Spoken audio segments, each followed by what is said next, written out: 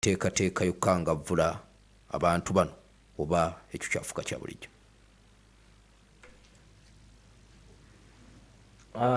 Ekisooka buli muntu akimanyi nti ekyo kye bakola tekikkirizibwa.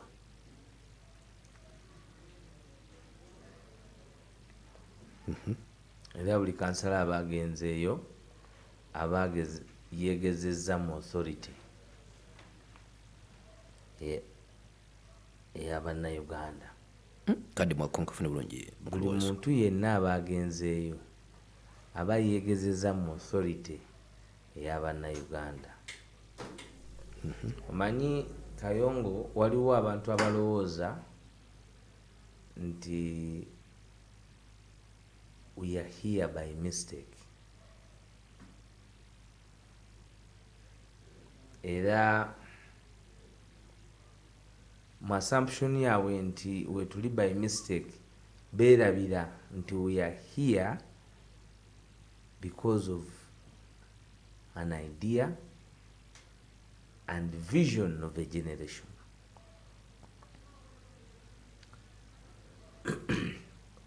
Ebitugatta ffenna nga bannansi abanyigirizibwa y'ensonga ffenna etuleeta mu umbrella ya National Unity Platform. Kyova olaba mu National Unity Platform temuli invitation card. Kuba wandigaye nti twakuwa invitation card jangu oyingire mu National Unity Platform. Mu National Unity Platform mulimu nsonga, era yenna ayawukana n'ensonga waddembe okudda ku kiri fuluma National Unity Platform. Fuluma National Unity Platform. Kubanga ensonga National Unity Platform kwe yesigamye ya bya ddala, si ya kubalaata, si ya kusaagirira. Kyonga nti ng'abakulembeze eriyo abalowooza nti weetuli by mistake, by coincidence, ku ensonga y'Abannayuganda. Tuli wano ku lw'ensonga z'Abannayuganda, si lwa bifo. No. Si lwa bifo. Waliwo ensonga egatta abo abatali mu bifo. Eri beyond individualism.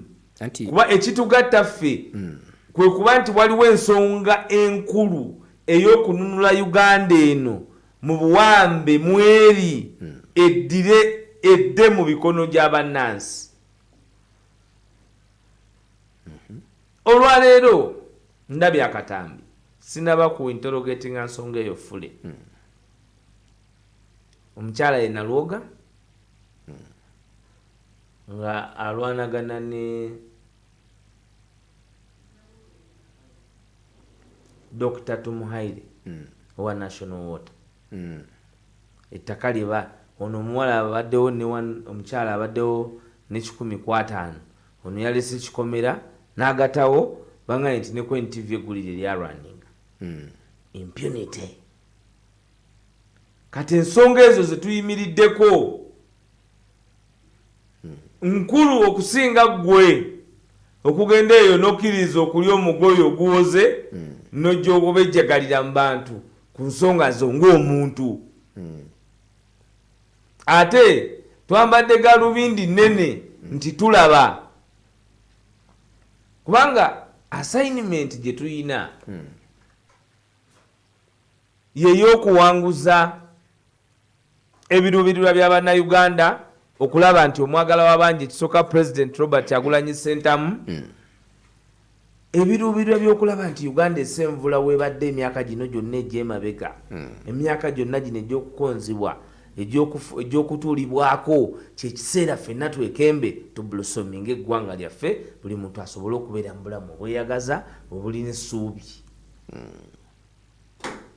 Kakati kansala 200 kuba twabatuuza mu nkiiko, ne tubawuliriza, kuba tosala gwa kawala nga tokoze eki.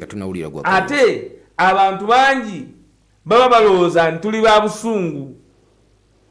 Abantu bangi baagala okulaba nti tuli violent. waliwo n'abagendayo nga babagambye mugendeyo babakwatako tugende mu kooti kubanga tewaliiwo mu byabufuzi bya Uganda kitawanya General Yoweri Kaguta Museveni nga Kyagulanyi Robert Sentamu omwagala w'abangi n'ekibiina kya National Unity Platform n'ekisinde ky'amaanyi g'abantu kuba tobyawula ebyo ebisatu toyawudde Kyagulanyi Robert Sentamu omwawule ku National Unity Platform n'amaanyi g'abantu kati ekyo General Yoweri Kaguta Museveni asula kimusumbuwa kyova olaba buli waawulira kati ne boga nti ali mbalalu Kyagulanyi jajja obuwagizi ajja kumusanga General Yoweri Museveni ng'agambye mbu ye Saabalalu wamuwulira Saabageto Saabayaaye Saabaki ye buli kibanga nti mwana oyo anti muyaaye ennyo ng'agamba ate nze nkoze ntya nti kati gwe Saabayaaye ng'ajja kololo matakonko kakati ogambye mwaba abato ng'oli ebintu byanyo nti omanyi baali batusuubiza sente simanyi nogalaba ensonga pasa ffe tetubikkirira ffe pulezidenti waffe yatugaana okukola ki anti abaaluli temulina kye mwabakola kati kyevola ne bano bazzeeyo tulina processes eza constitution zetugoberera kubeera ojja kwebuuza lwaki ne Kagabo tannagobwa oba ontegedde naye tulina processes za constitution ate prerogative of wisdom eyo yonna yonna endala tetubafaako nnyo kuba ekisooka tulina bingi bye twayiga era bye tuyize mu conduct ya different personalities mu byobukulembeze ate tuli bajjuvu nnyo okujjuzaawo abantu abo tuli bajjuvu nnyo okujjuzaawo abantu abo singa bano baba tebakyali ku mulamwa kyotegeeza kuba omulamwa teguvaawo yes omulamwa tekola ki teguvaawo kati ekitegeeza bano abagendayo abantu babalabire eddala bababoole babeetegereze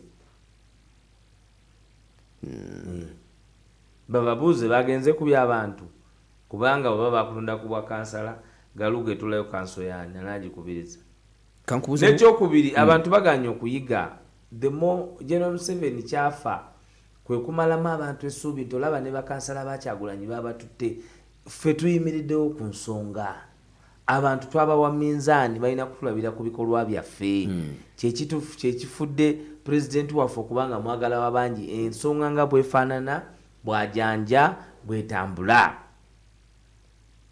tewali bukaluubirivu bwonna bwe tulina kugamba nti abo bakansala abakoze ekyo beebo bennyini bannalumansi nalumansi kyoba omanya twogedde ebigambo biweddeyo era nze kyenkakasa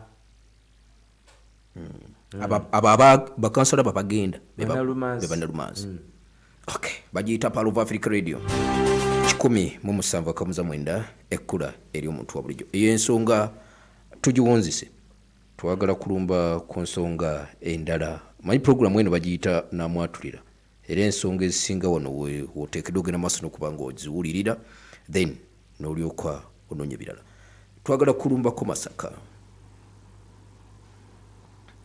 nawulidde amawulire n'enteekateeka nti waliwo enteekateeka z'okulonda mu bulambulukufu structure za kunga e Masaka kituufu ng'ani agiweeyo enteekateeka nze mawulire nange bulaba mbibuuza amyuka omugezi w'ekibiina alambulule ensonga eyo tetunnaba kugiwa matu era bwe tunaamala okugimulungula tujja kudda gye muli bikyali nga bwe byali status quo sibabaiki wazanyako kayongo omanyi wazanyako kugundi kuki bana bawulire wazanyako kugundi olaba ffe twalinga ku mupiira ng'omutendesi coach Paul Asule amanyo gamba nti mulongo mukakane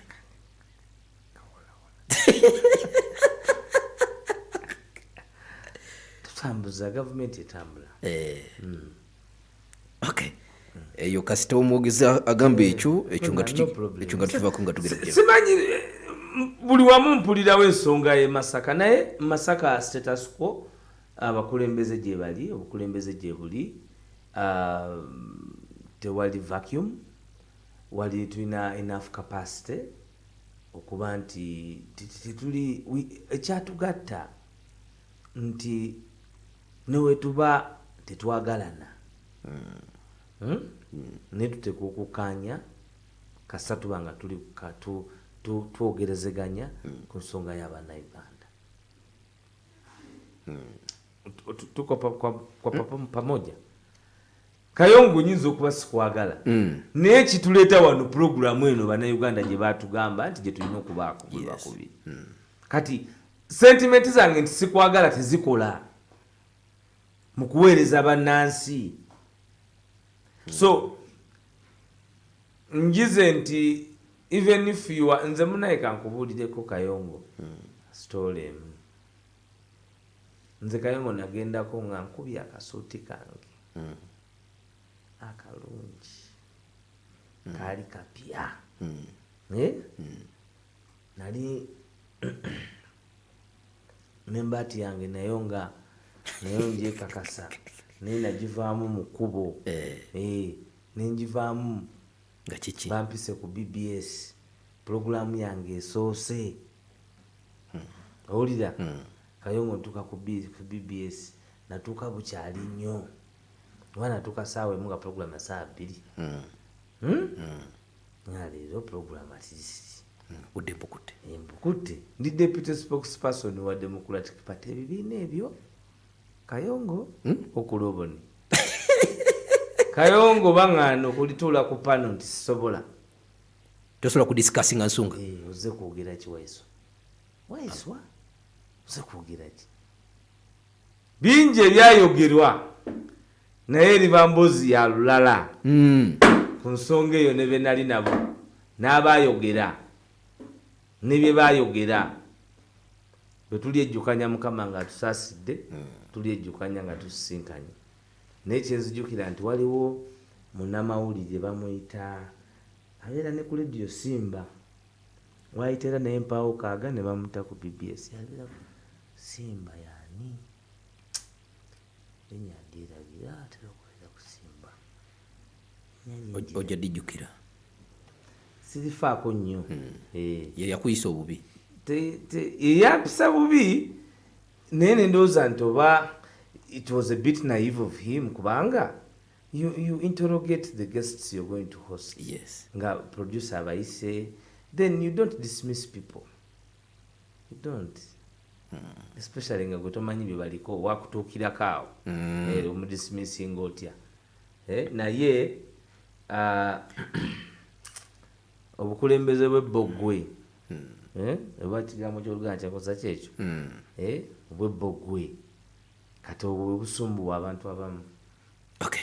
Lwakuba nti kiri ekintu kyegindi ongambye nkiveeku naye kye Masaka tulina deputy president waliwo akantu akabadde kansiwa ku nsonga eyo kabuze nga bagamba nti bino ebigenda maaso n'okuba nga bitambula e Masaka ebiriwa byetugambye ebikyaliko status quo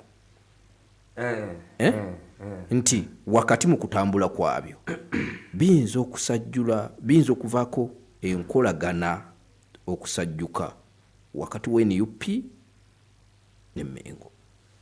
Kikyo yogera katawo sinatuukawo otaddemu ne Mengo ekkirizibwa mu byobufuzi tosoma constitution. Have you read the constitution of Uganda? Cultural institutions do not participate in politics. Era siyinza kola nsobi.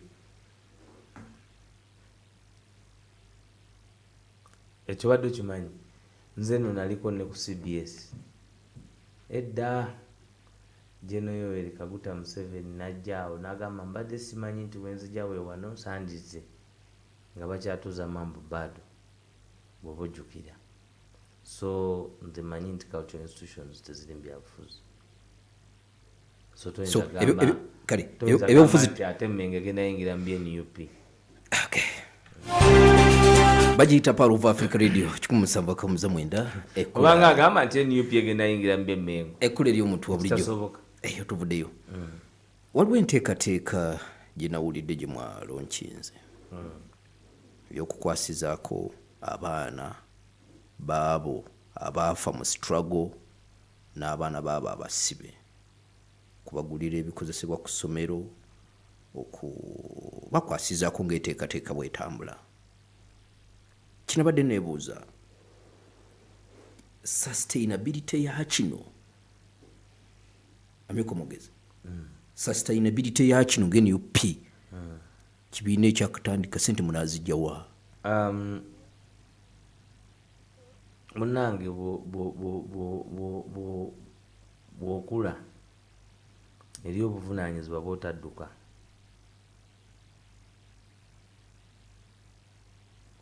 bw'oba awuliza speech ya secretary general David Lewis Lubongoya yagamba nti eryo n'abaana president bayambako okuweerera.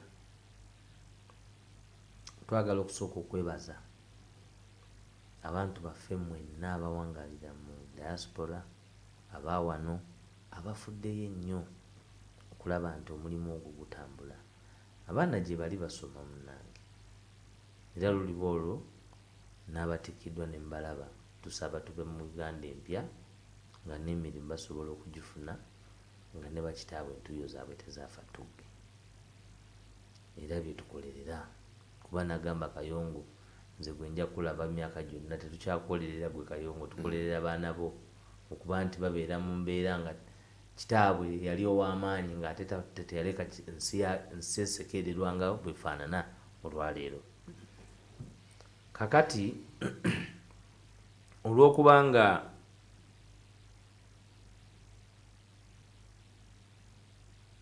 obuvunaanyizibwa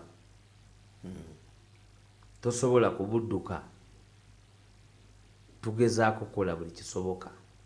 Nakugamba nti ekibiina kya National Unity Platform nakyemalira akitaddeko nnyo effutwa nti ffe tusinga okuba ne budget ennene mu basibe.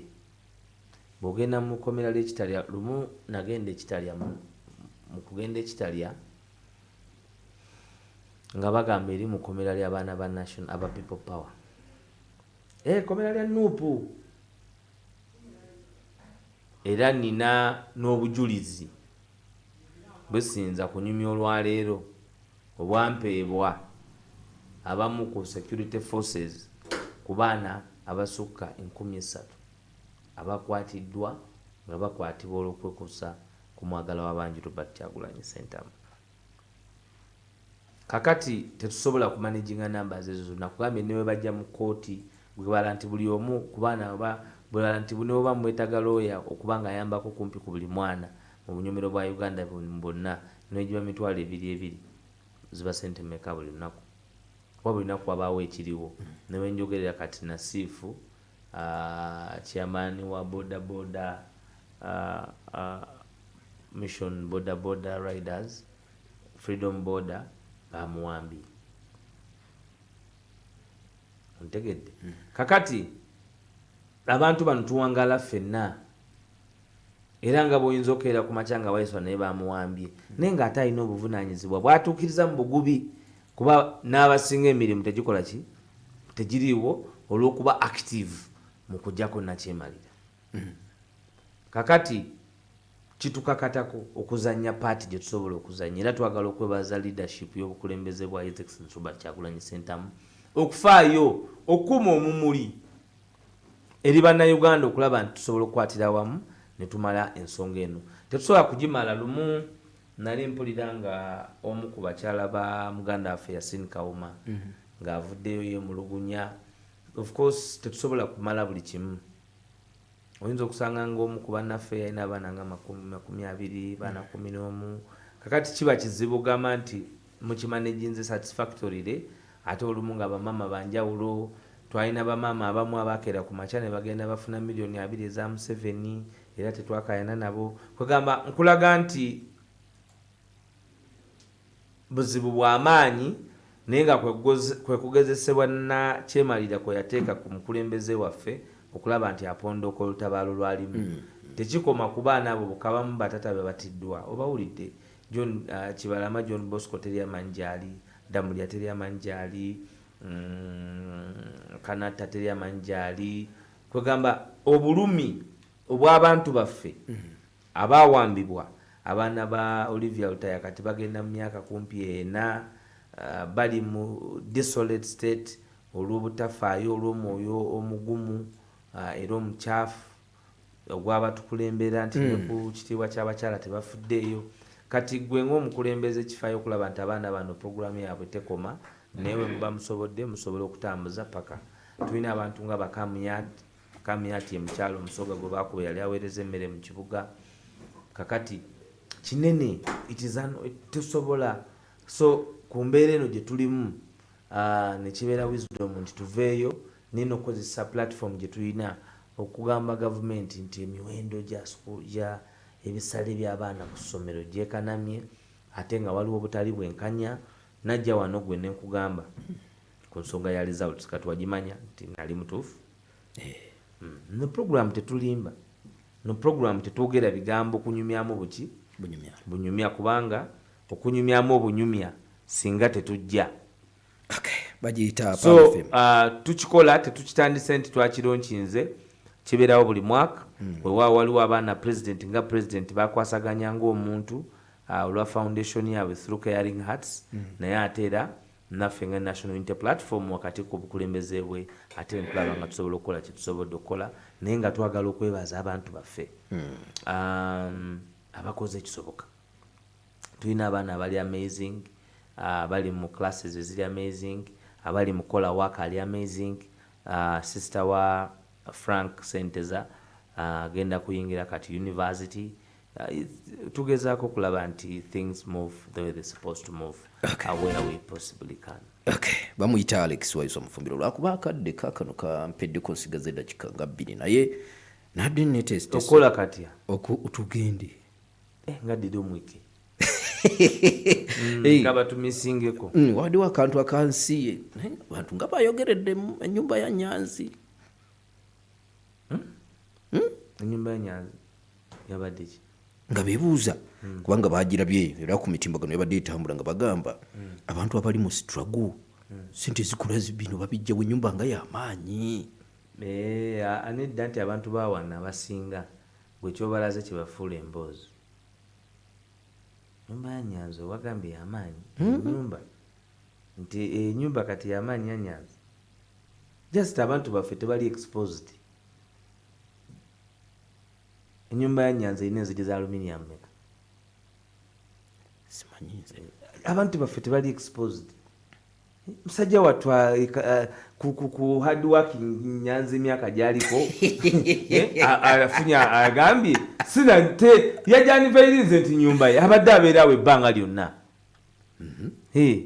naye kyatawanyiza abantu nti engeri Nyanzi gyali musajja mugezigezi yakoze flyover abantu nga balina gye batambulira ne babeerayo kakati bano abantu abamanyire okubanga bali ku 3-2 bemuwulira bakuba enduulu naye ngaekituufu kya byonna ennyumba ya Chairman Nyanzi si buli omu amanyi nti eryo ettaka abadde nalyo ekyokubiri Nyanzi abadde ne property mu kibuga abantu abamu lwakuba tetubamanyi gwenye Chairman Nyanzi bali bamuyita Chairman Nyanzi si wayiganga si wa Kamuli si wa Masaka si wa Gomba weka mocha Chairman Nyanzi yaliko ku kakiiko akalungamya eby'ettaka mu kibuga kati eby'ekibuga byali Chairman Nyanzi maama we Nalunkuuma kati kubuulira mazima ploti ezaawo baagulawo nga nawe tomanyi nti bakamocha ali bafaanana bwatyo kakati mwagala asule wasule muki kati mutukubira ekifaananyi ky'ennyumba mwalina okusula Chairman Nyanzi musajja wabuvu abadde alina bye yeekoledde ng'omuntu lwaki temwogera ku ssente ze yakozesa mu kuwaaba mu kooti ng'alwanirira obuwanguzi bwe bamunyagako kuba n'omulamuzi bwe baatuuka okusala omusango ga buli omu agende ne sente ze kubanga bategeera nti omusajja wattu bakola ki banyaze bamutute mu kyakiyita mu lujja. So omuntu okuvaayo n'agamba nti Chairman Nyanzi kakati Chairman Nyanzi ate yawe ate Banjoman bonna bazirina. Eno famire enteeketeeke si nteekereteekere omanye ebyo byawukana. Kati bano abateekereteekere be bataateekererateekera balowooza nti balina okuba n'ebyobusika bwe bakuba enduulu. Bano bateeketeeke.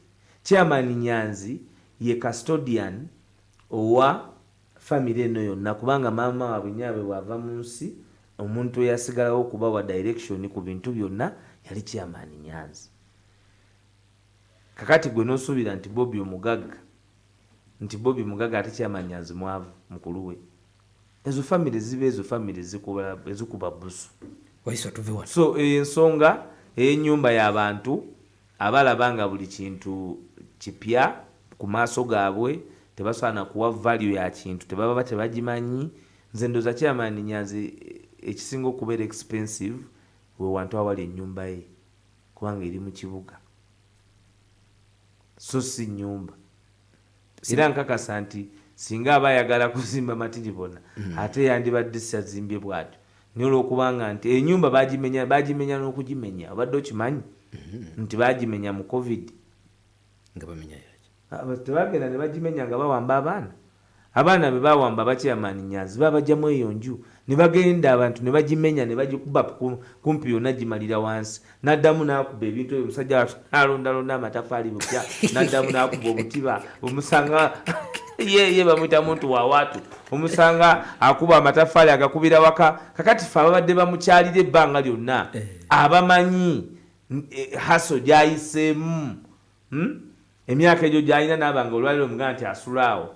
Chairman Nyanzi mumwe ku kitiibwa newankubadde Yesu mulaba nti buli kimu kirina abasaanidde okuba nakyo naye si bwe kifaanana. N'ekyokubiri kino nkyogedde ebbanga lyonna struggle gye tulimu si yaffe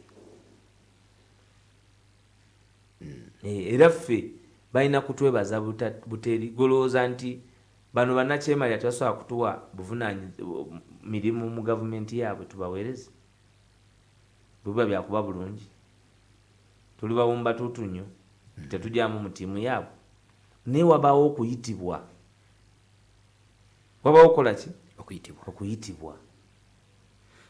Kano ke njagadde okumala nako kubanga njagala tuwengayo abantu baffe kaddiini obutula bw'omukazi jamani ate ekya Valentine obutula Edith tebabuleese jjajja tabuleese Edith akitegedde ne twagala okuyozayoza president birthday ez'eddakiika 2-3 bazituwe twagala sebo Mr President ffe aba programu y'olwokubiri abanamwatulira nze ne Haji Tubi Kayongo okukuyozayoza okutuuka ku mazaalibwa ago ag'emyaka 42.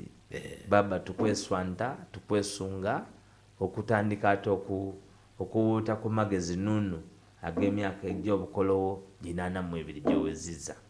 Tukwendeza nkabi yongera okusaagaasa yongera okusaka yongera okutambuza Uganda baba nga bwe twagikugemya etaba kulimba etaba loota etaba duuba nti baba kati kayinza okuva mu ngalo.